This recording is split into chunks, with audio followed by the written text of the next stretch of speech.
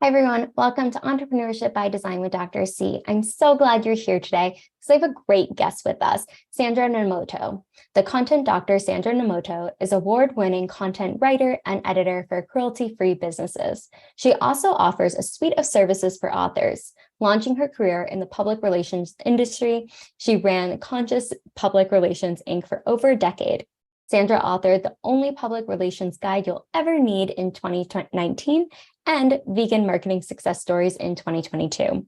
On the side of her desk, she co-hosts VEG Networking Canada, Canada's only vegan networking group, and writes for several outlets. And thank you so much for being here today, Sandra. It's such a pleasure to have you. And I would love for you to just really dive into your journey, how you got here today, and then we'll go a little bit deeper. Thanks so much for having me, Caroline. I suppose my entrepreneurship journey started after I left my first job, which I landed after school. So so that job was at a local public relations firm. I learned everything I know today about PR in that job. And what I learned very quickly is you don't have control over who you work with when you're working at an agency. And there were some folks that were not that nice that we had to work with. And coupled with my looking at my sister and having an entrepreneurial journey, she went from admin assistant to a partner of a local business and eventually sold that. I thought, hey, maybe I could be my own boss too. And so I launched my first business as an independent publicist in 2008.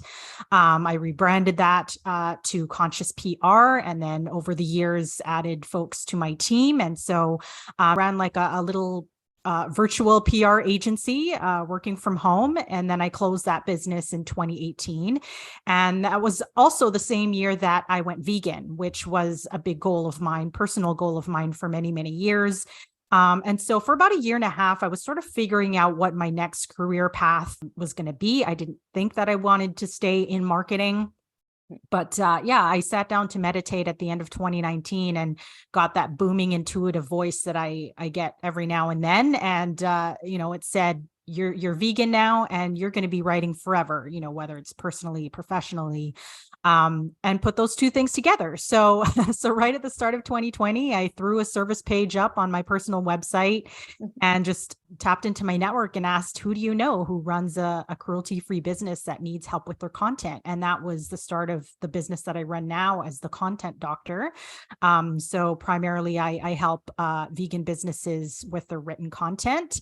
And then thank you, pandemic, I had more time on my hands. And so I took courses in book editing and formatting. I've always been interested in book publishing and published my first book in 2019.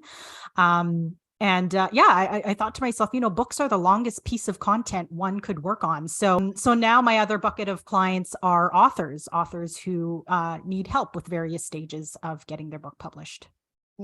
I love it. And what a fascinating journey. And I want to dive a little bit deeper into the veganism, because I know you said you went fully vegan in 2018. What was that journey like for you? Long and drawn out, but of course, when you're in it, you don't know that. But I would say the catalyst was I saw a screening of Earthlings, the documentary Earthlings, at the end of 2007. This is free to watch online, so you can hop on and watch it, on your own time. And it really impacted me. That was the first time that I had seen, what happens to animals for food, and other industries, not just food. So I sort of vowed to work towards veganism. So I started with meat. It took me about 2 years to fully cut meat out of my diet. And then for a good chunk of time, I was still technically pescatarian, I suppose. I've never been a huge fan of seafood or eggs. And so those foods I limited to the weekends. Sometimes I would go out and eat fish and chips and that sort of thing. But mostly during the week, I learned to cook either vegan or vegetarian. And that was my diet for a very long time.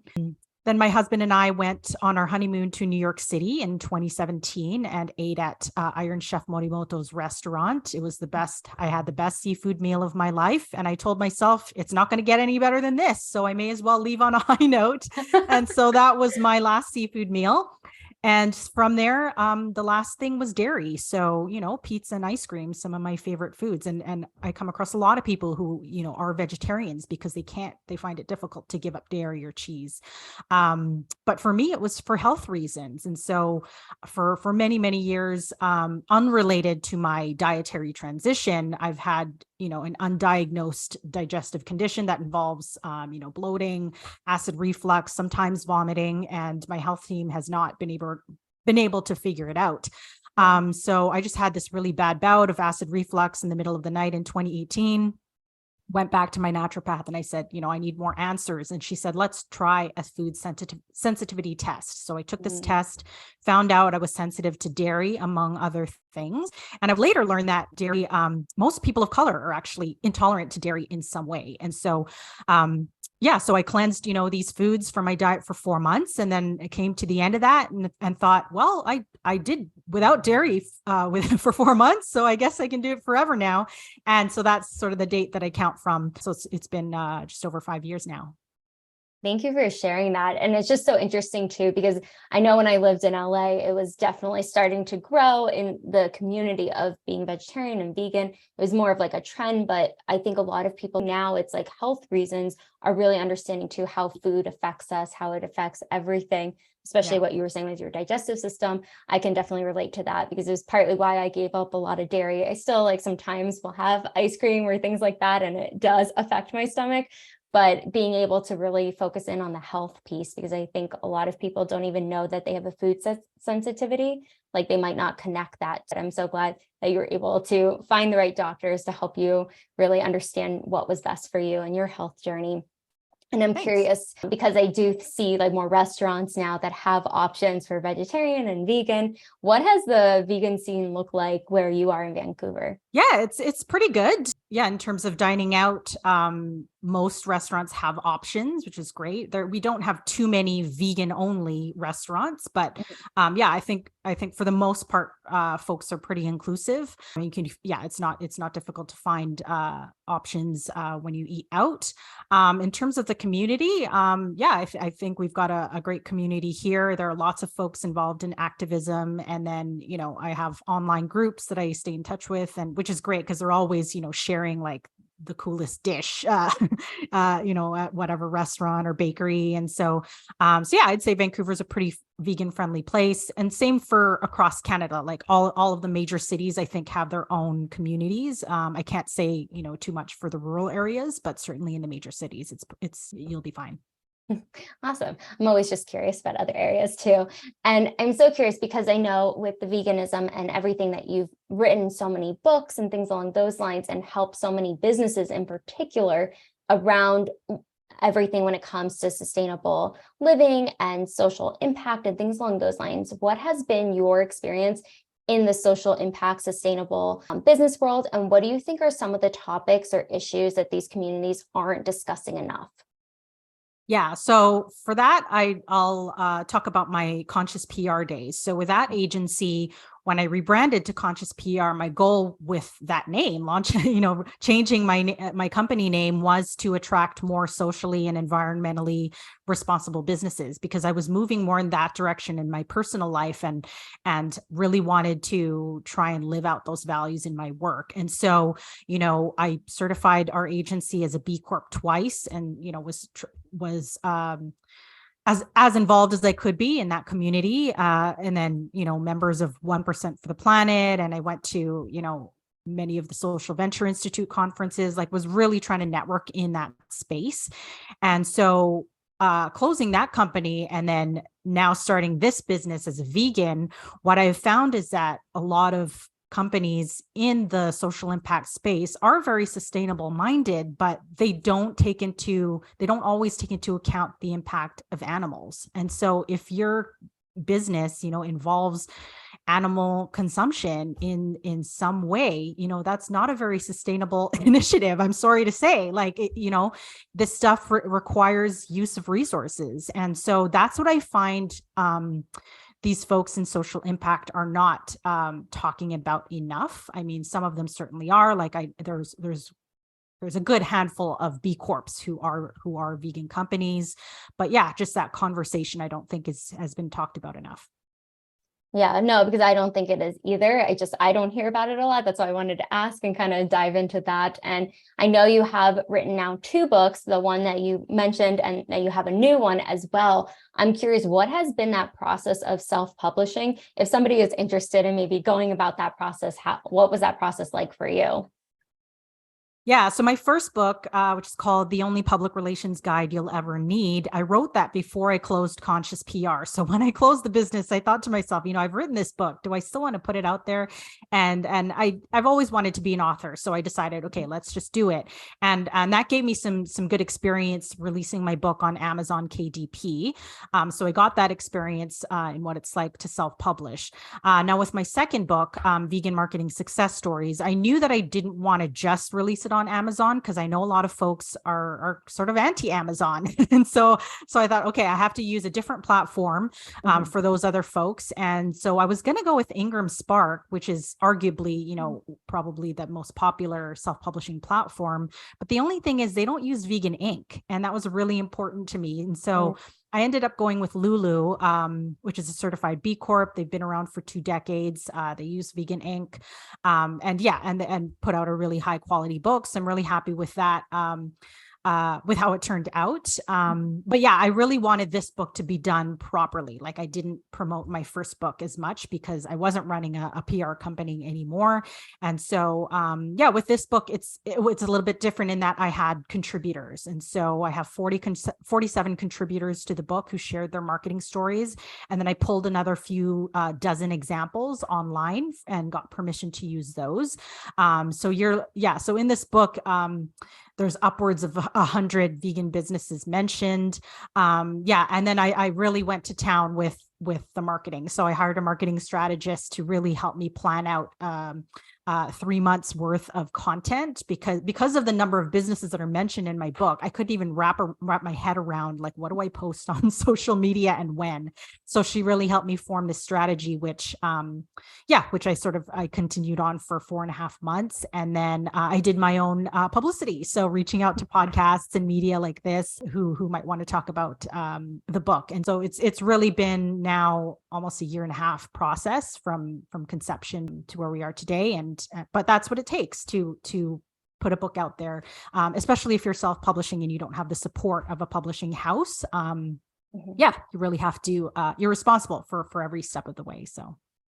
Yeah, it's a lot on your shoulders, but I love that you were able to have somebody helping on the marketing end, because you're right, like being able to plan everything out, especially with that many businesses that were involved, which is incredible. So many different walks of life, being able to be contributing to one book and just giving more ideas and success stories around veganism and what that looks like for each business when it comes to marketing and everything that you're doing as well. So I appreciate you sharing that. Is there anything else you can tell us a little bit more about the book? I know you said there's success stories in there. So if somebody, obviously it's on Lulu and we'll link that below, but I would love to know a little bit more about the book.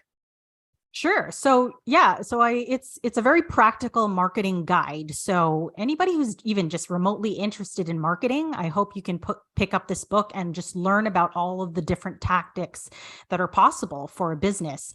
The only difference with this and any other marketing book is that all of the case studies and the stories that I share are of vegan businesses. And so you'll get, the perspective is going to be a little bit different. And so it's very much targeted to vegan businesses, but my goal with it was to also just attract your average marketer or business owner, and have them be able to learn some tips from the book.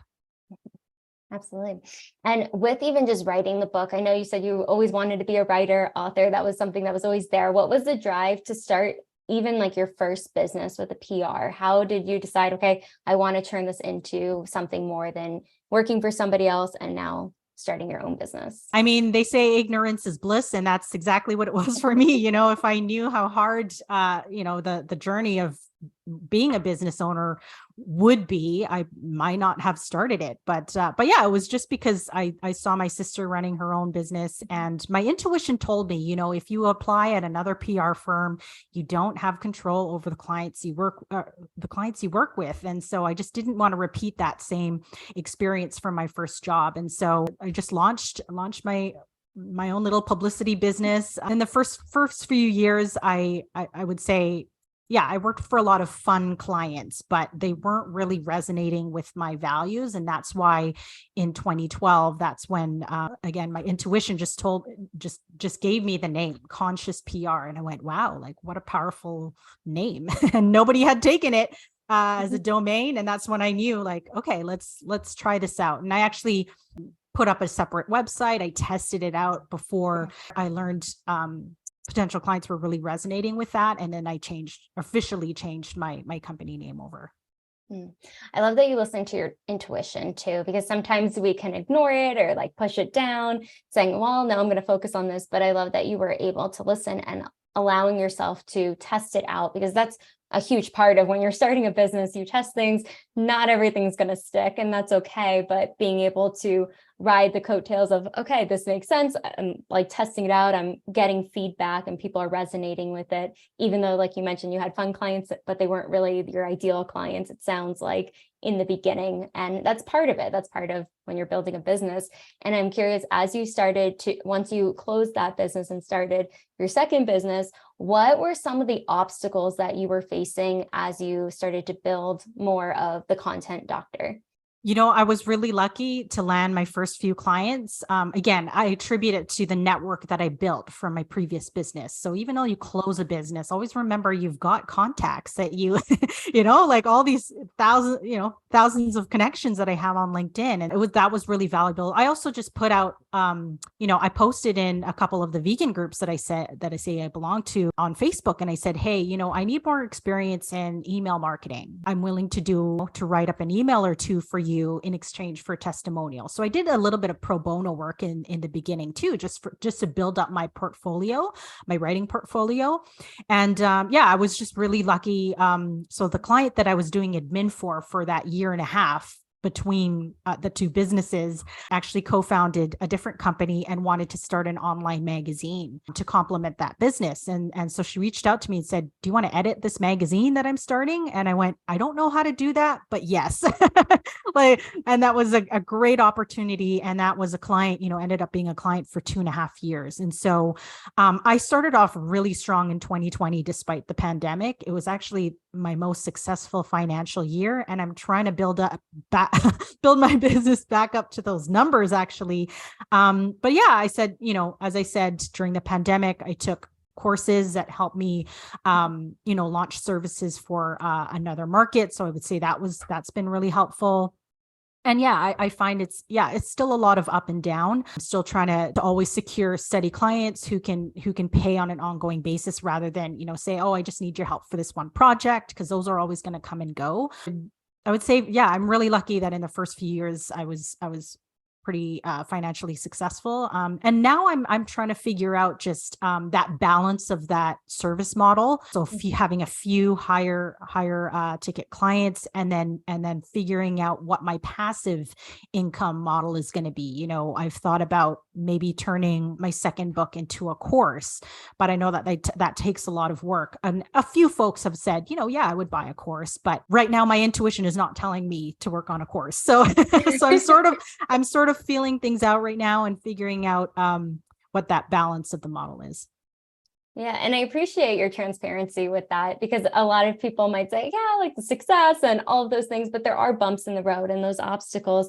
And I love that, again, you go back to your intuition. I'm a firm believer of listening to our intuition and the energy, but being able to realize, okay, maybe the course isn't right yet, maybe later on, maybe things along those lines, but really trusting what feels right and leaning into that. And I think that's part of entrepreneurship as well, because there's no right or wrong way of doing things. It's being able to understand, okay, this makes sense for me. I'm going to go with this. And it might not work out, and that's okay, but at least you tried it and figured it out, and it might work later on. You never know what's available. But I do want to go back to what you said about your network, and really important of understanding, even if you close a business or leave a job or decide to start something new, the people and the relationships are so key. And that's what I was hearing you say too. It's that connection piece of never let go of somebody who is a good person and like good energy, that you never know how your paths can cross again later on as well.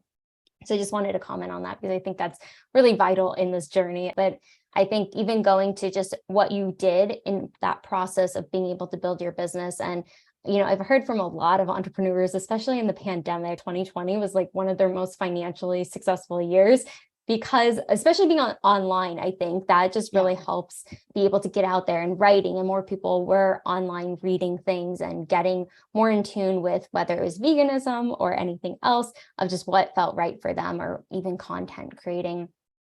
But I'm curious, because you did have so much success, can you share one or two success stories with us of clients or anything that you've come across in the last few years? Oh, wow.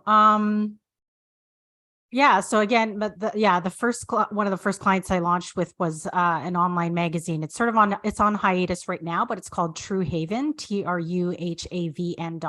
And the goal of that magazine was to talk about how plants, fungi, and psychedelics can heal. And so, you'll see, if you can hop on the site right now, and you'll see that there have been articles posted in, about almost a year, but there's still a lot of valuable information there. And that really helped me with getting experience working with other writers and managing writers. And then I, of course, got the opportunity to write myself. And so, a lot of experience with article writing through that opportunity.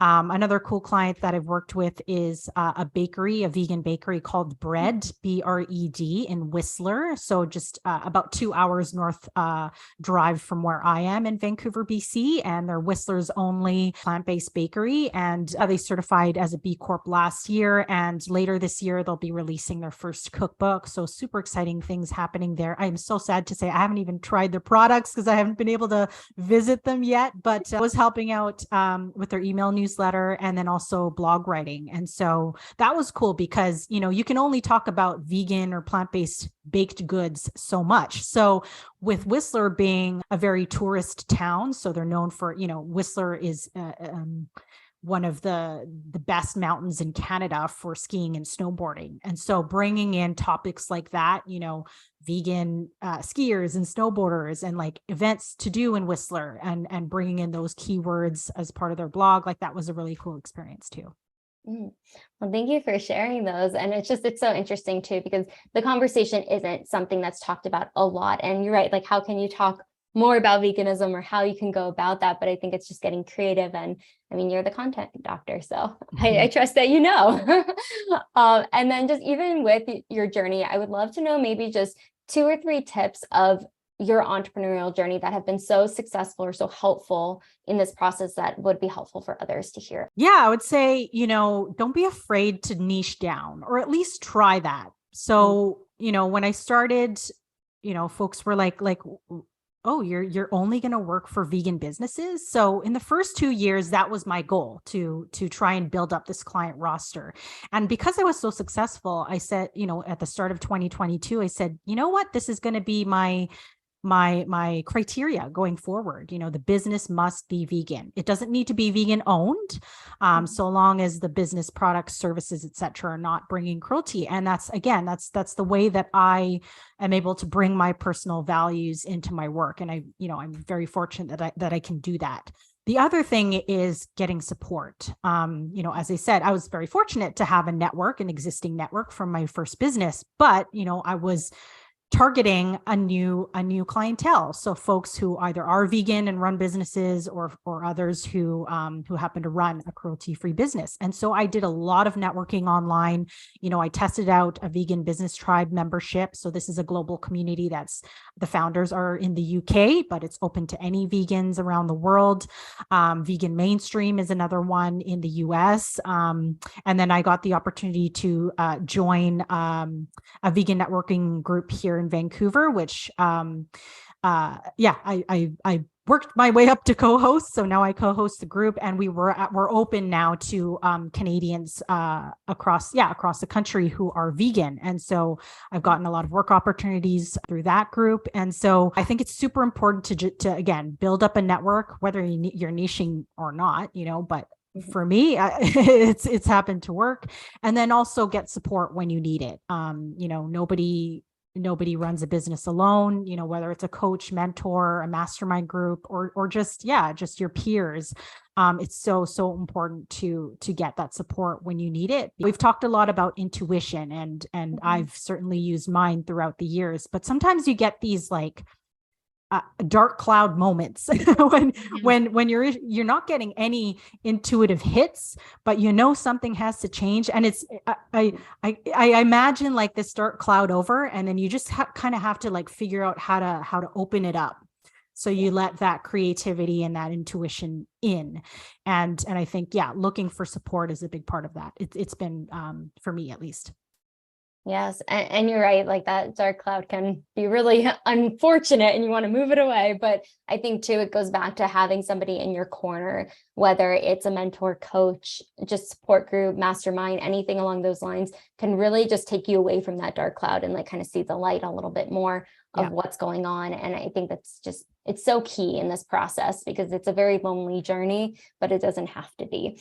And even just with what you said too about having your network, because I always say this, and I know it's not my saying, but it's what I've heard, your network is your net worth. And just being able to find, even if it is your niche or not your niche, just it's, you never know who knows who that could help you and connect you with somebody. And I think that's the beautiful thing. It's just being open. And I love that you are so open and being able to just even share your journey on here today with us of your process, how you got here today, all the amazing writing you're doing, but also helping the world too a little bit more when it comes to veganism content, really getting the words out there, because I think that's where it starts. When we have more knowledge base of something, we can learn and have new knowledge brings new perspective. Thank you.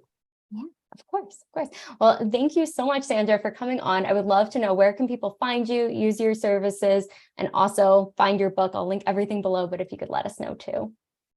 Yeah, really easy. It's just with my name, sandranomoto.com. So you'll see all my services, products, links to the book there. Awesome. Well, thank you so much, Sandra, for coming on, just sharing your journey with us. And make sure to like, subscribe, comment below. What was the biggest takeaway from Sandra today? I'm sure she would love to see that comment, and we will see you on the next episode.